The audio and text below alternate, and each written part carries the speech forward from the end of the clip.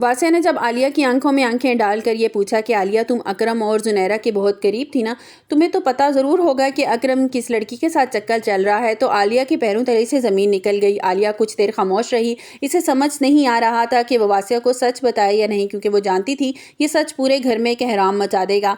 वासिया ने झंझोड़ कर दोबारा आलिया से पूछा कि आलिया ने हिम्मत जमा करके तभी आवाज़ में कहा कि वासिया, अकरम जिस लड़की से मोहब्बत करता है वो और कोई नहीं, मेरी छोटी बहन फिज़ा है। ये सुनते ही वासिया साकित रह गया और उसे अपने कानों पर यकीन नहीं आ रहा था कि आलिया ने इतनी बड़ी बात इतने अरसे तक उससे छुपाई थी। वासिया गुस्से से तिलमिला उठा और कहने लगा, आलिया, मेरी माँ बिल्कुल सही कहती हैं तुम्हारे बारे में। तुम वाकई हमसे बातें छुपाने लगी हो। मुझे तुम पर से मेरा इतबार उठता जा रहा है। वासिया ने आलिया को खरी खरी सुना दी कि तुम्हें पता था ना कि तुम्हारा भाई मेरी बहन के चक्कर में है और तुम खामोश रही। और क्या तुम यही चाहती थी कि जैसे मैंने बगावत की है अपने माँ बाप से, बगावत करके शादी की, मेरे बहन भाई भी इसी तरह मेरे माँ बाप के खिलाफ खड़े हो जाएं?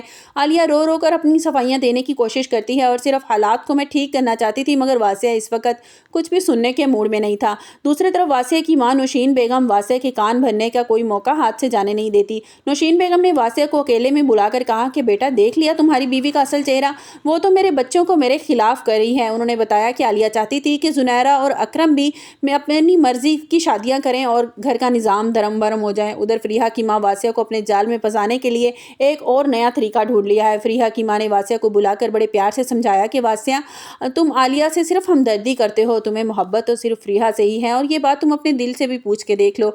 वो वासिया को कायल करने की कोशिश करती हैं कि देखो, तुम बार बार फरीहा की तरफ खिंचते चले आते हो और ये तुम्हारे दिल का हाल बयान करने के लिए काफ़ी नहीं है। फरीहा की माँ अपनी बीमारी और ढलती उम्र का वास्ता देते हुए वासिया कहती हैं कि वासिया, ये मेरी आखिरी ख्वाहिश है कि तुम फरीहा से निकाह कर लो, वो तुम्हारे बगैर जीने का तसव्वुर भी नहीं कर सकती। फरीहा भी वासिया के सामने मजलूम बनकर बैठ जाती है ताकि वासिया को ऐसा लगे कि वो वाकई उसे वासिया की ज़रूरत है। वासिया इस वक्त एक ऐसी चक्की में पिस रहा है जहाँ एक तरफ तो इसकी नाराज़ माँ थी और दूसरी तरफ आलिया का सच और जिसने इसे तोड़ दिया है, और तीसरी तरफ फरीहा की माँ की आखिरी ख्वाहिश। वासिया को महसूस हो रहा है कि आलिया ने इसे धोखा दिया है और गुस्से में वो फरीहा की बातों की तरफ माइल होने लगा था।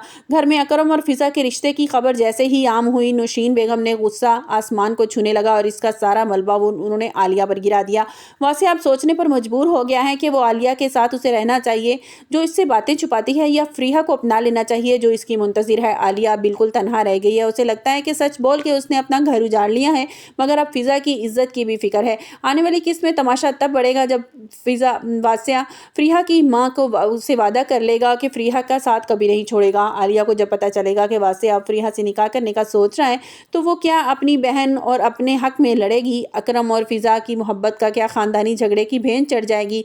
ये कहानी मोहब्बत नफ़रत के एक ऐसे चौराहे पर है जहाँ हर फैसला किसी न किसी का दिल तोड़ेगा। आपको क्या लगता है कि वासिया को आलिया को इतनी सख्त सज़ा देनी चाहिए थी?